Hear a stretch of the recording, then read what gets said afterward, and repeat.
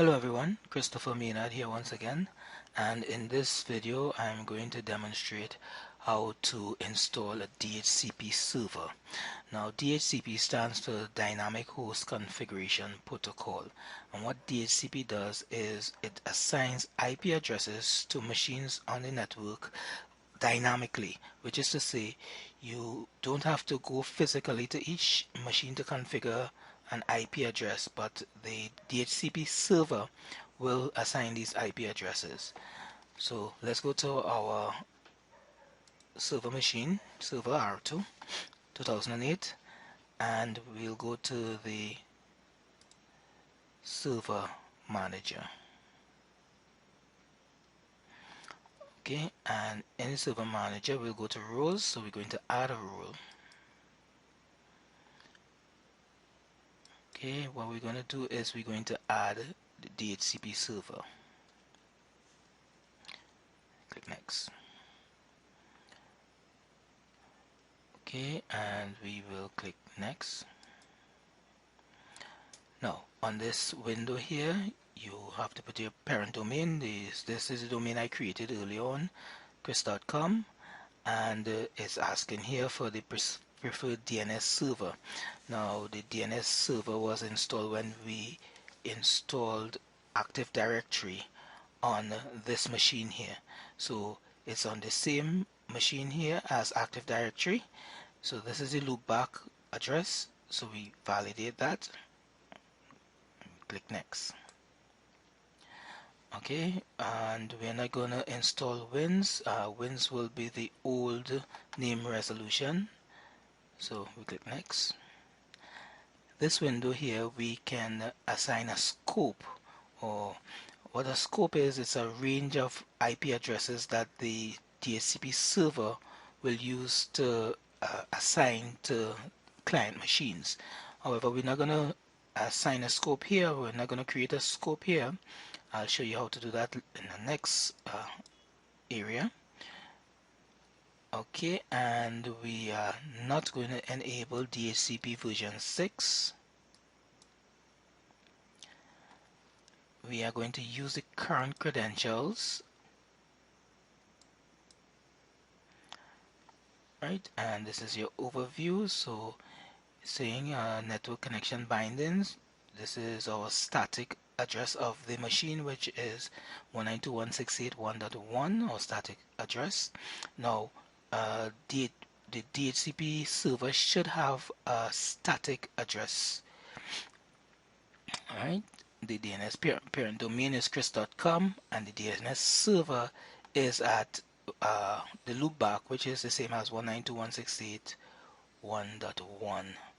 Right.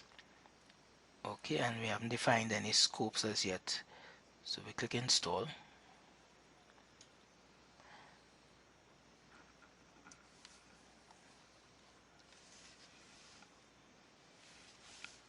Okay, installation has been successful, so let's close,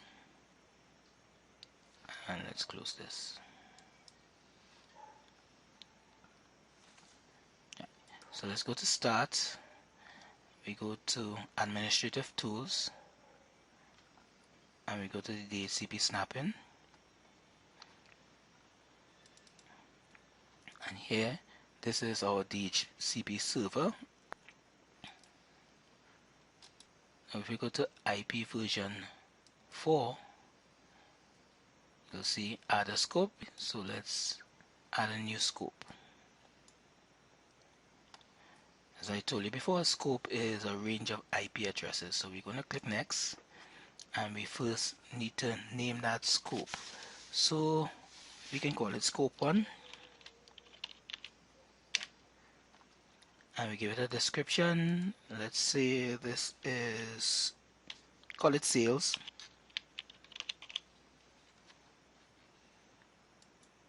And this is where we would configure the range of IP addresses to start and end.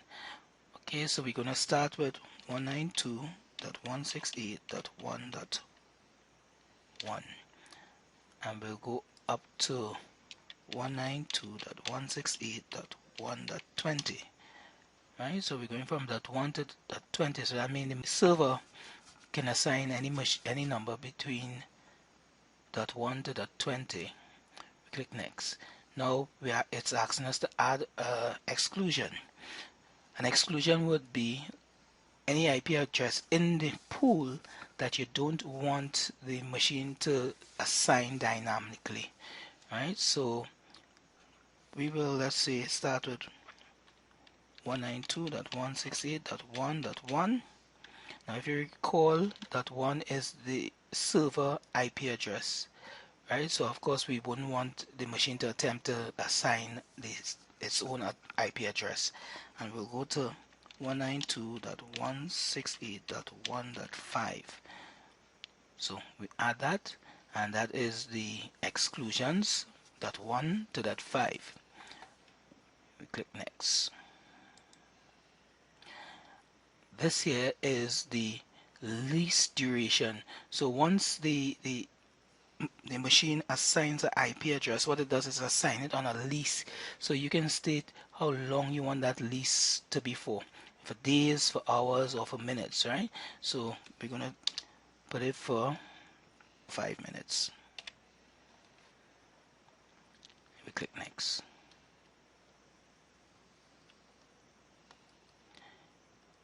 Yes, I will want to configure DHCP options now. This here is if you wish to assign IP addresses to your router, you can now at this point in time state the IP address for your router on your network or your gateway. However, we don't have a router in this network, so we'll click next.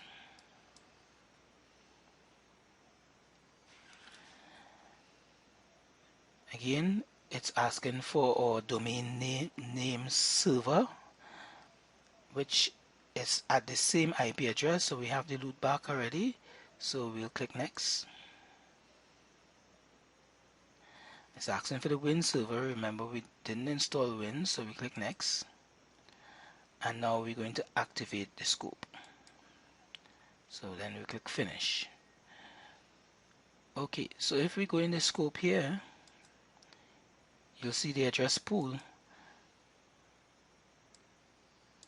And in the address pool, you'll see start 192.168.1.1 and end at .20, and it says address range for distribution. However, if you come down here, you'll see 192.168.1.1 to .5, and these are the IP address that's excluded from the distribution. So it means that it will not assign any of these IP addresses. If we click the lease, now in this area here, what will happen is once the machine assigns an IP address to a client, you will see it appearing in this area here.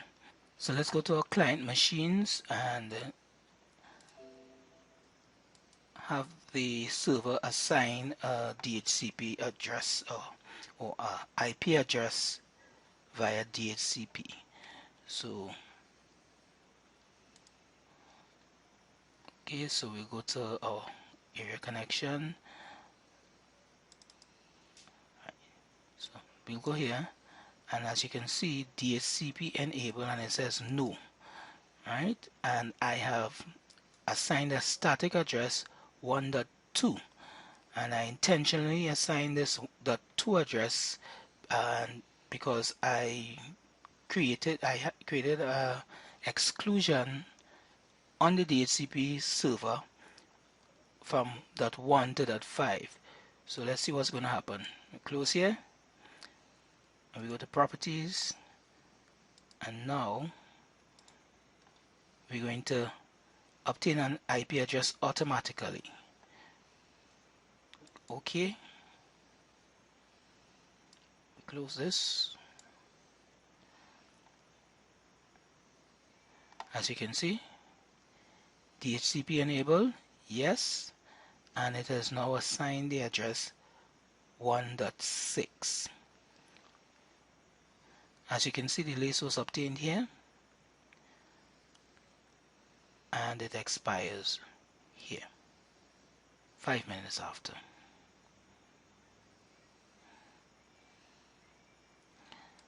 Okay, so we close that.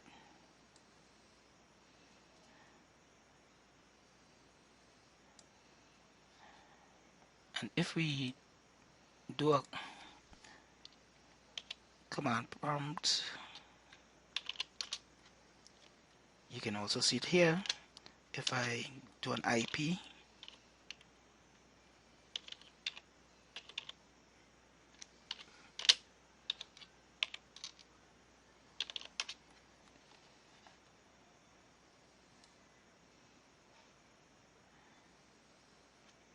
okay, you will see it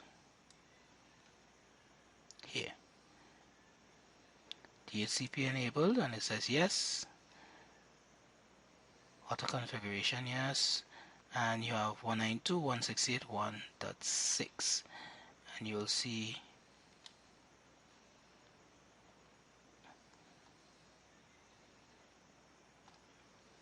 lease obtained, and you'll see the lease expires here. Okay, and if I close this off and come back to my server and I refresh here, you will see that the client 192.168.1.6, that's the address, and it was given to my win7.chris.com, right? And the lease expiration date, and the type of IP is DHCP.